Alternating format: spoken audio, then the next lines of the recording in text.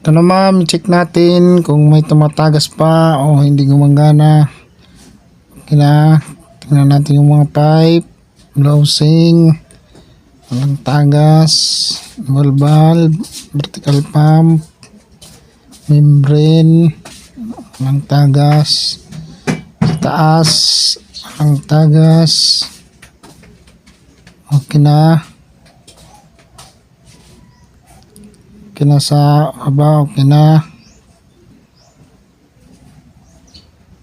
Sa motor, okay na rin ma'am. Solenoid, pressure switch, okay naman. Isang motor, UV light, sa taas na piping, walang tagas.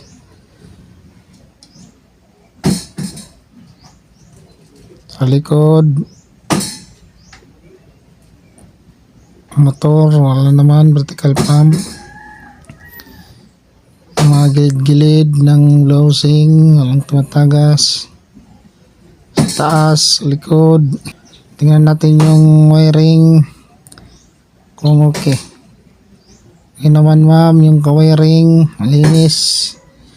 Ito sa likod, okay naman. Okay na ma'am, thank you.